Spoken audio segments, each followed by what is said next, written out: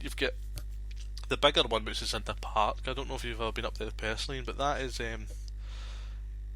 it's an amazing memorial to the three boys. It's got their faces carved into it and stuff. It's a really, really lovely. I've seen that in the documentary. And it really is. It looks a phenomenal thing. But that when we were speaking before we came on air, Chris, I was saying, a lot of the stuff that I've found out about the Three Soldiers Memorial is just what I'm reading after it's been attacked. There's outrage about the attack, and I'm reading it on certain forums. You're going, these people, again, I said it at the beginning of the show, say it again, I'll probably say it a dozen times before the show finishes. These people are scum from cradle to the grave. They really are, and they've got, these are the people that daub cenotaphs and all the rest of it, and just don't make any mistake. They're subhuman. They're not the same as us. They're subhuman, and they just show that they cannot help themselves. They just keep showing their true colours. They cannot help themselves, and we are sort of. We're beholden never to let them forget. These were atrocities committed, and we should never allow it to be forgotten. Yeah, no, we won't ever let it be forgotten. Ian, I think what we're going to do now, mate, is we'll take a short break, because we've had quite a lot of information smashed out there in a short period of time in regards to the naming of the suspects. Anthony Dutch Doherty, Patrick McAdory, Martin Meehan. Then you've got the two suspects that they're named as. They're named as, just let me get this absolutely correct, Suspects 1 and Suspects 2, and these are the suspects. These are the names that were given to the police by Anthony Doherty when he was arrested in November 1971, where he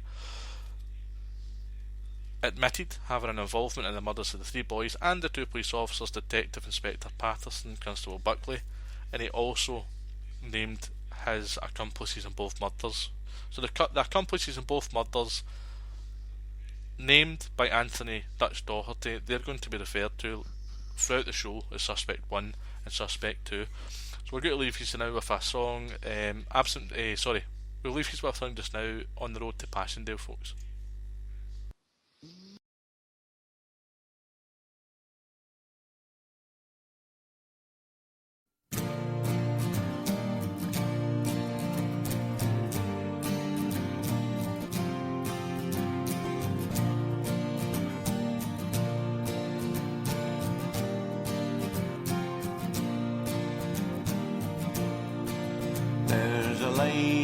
That shines in Flanders as a beacon for the brave.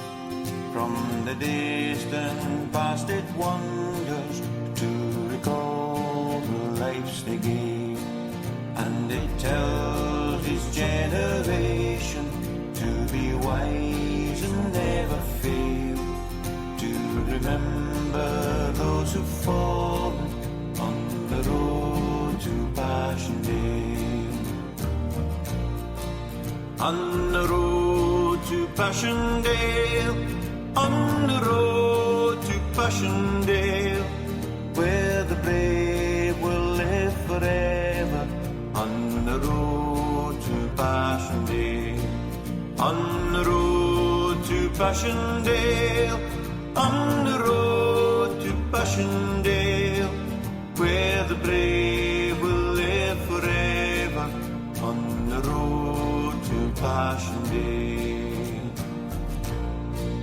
Come with me and I will show you why all wars should ever cease.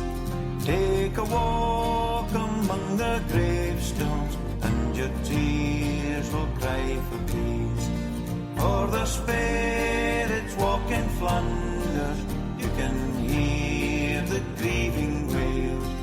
For the brave who laid their lives down on the road to Passchendaele. On the road to Passchendaele, on the road to Passchendaele, where the brave will live forever. On the road to Passchendaele, on the road to Passchendaele, on the road to Passchendaele, where the brave will live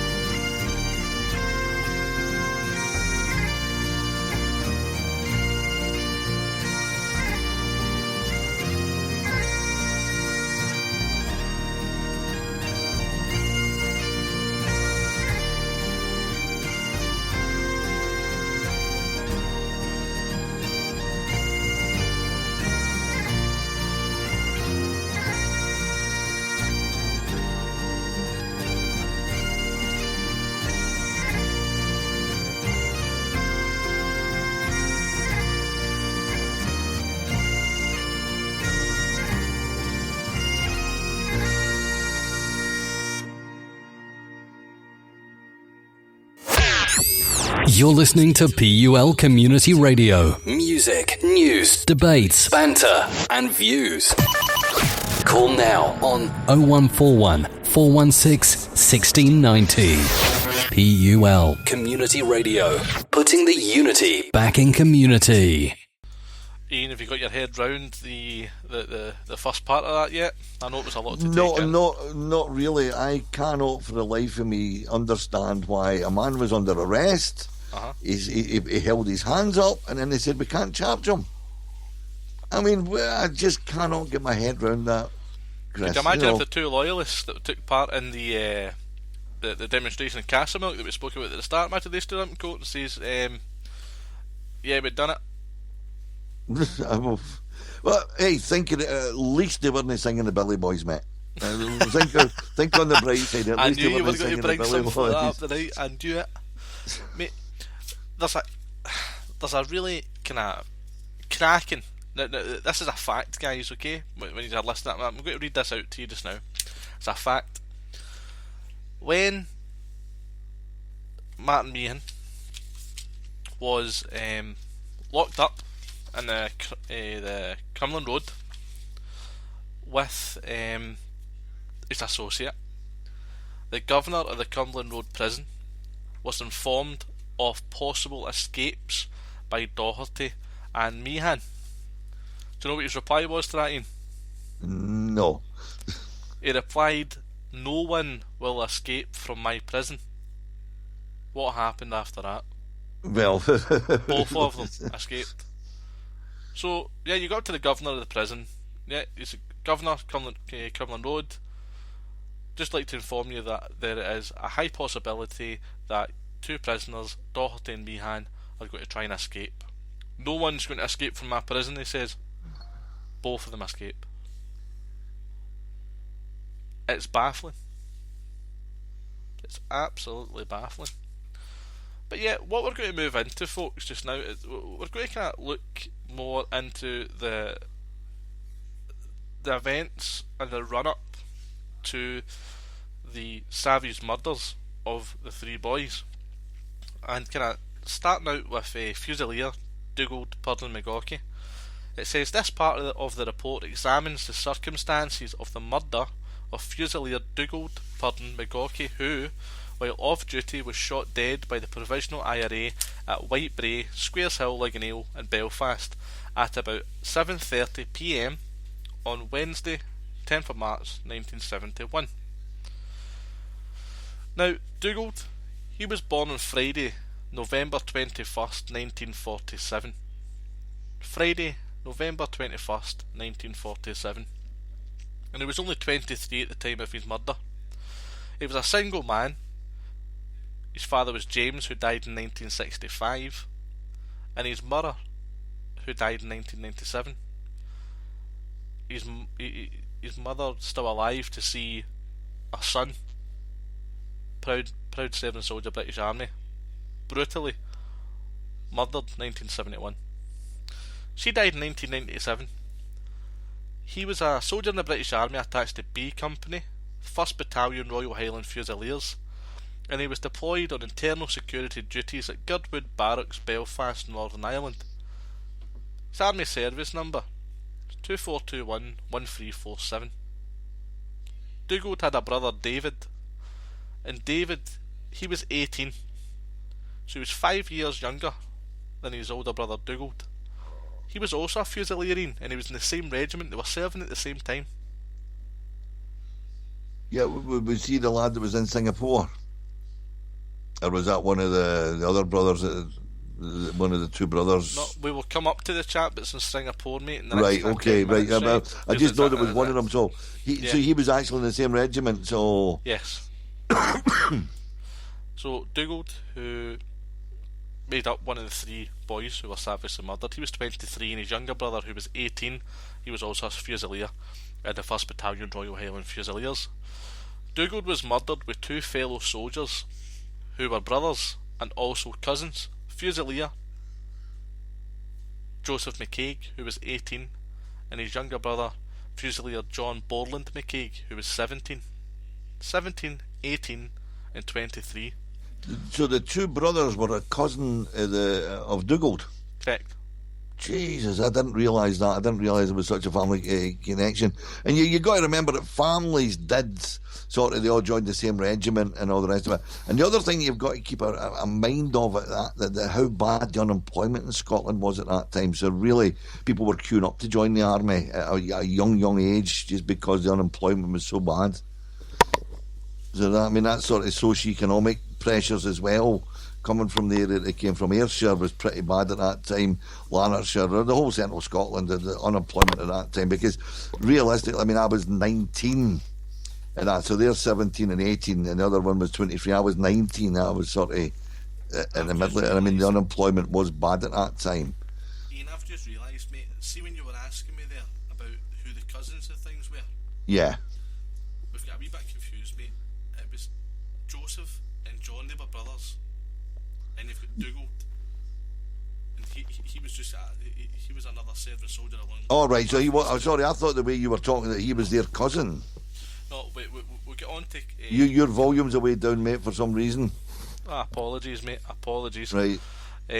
No, you've got Fusiliers, Joseph and John, they were brothers. They were brothers, yeah, I knew that. The Historical Enquiry Report has said that they were also kind of cousins to Dugald, but that's incorrect. Right. So yeah, we've got two brothers, and then we've got Dugald. And as you can see, 23, 18 and 17, that's how old they were at the time of their deaths. So what we're going to go into really is the kind of, like I've said before, the run-up to their events, the run-up events to the three boys. Can I just come in for 1 second? You know, we were talking about the Valerie's saying that they didn't say that they couldn't charge them; they said they wouldn't charge them, which is an important point to make. But Cammy, just above what Valerie's saying, I'm reading from the chat room. Yeah, Cammy's saying something that sort of occurred to me when you first read it out. Was he colluding with the intelligence forces of the British Army? Was he a tout? So that's just something else to keep in mind. So what's the question there, Ian? Cammy's saying that, you know, other than a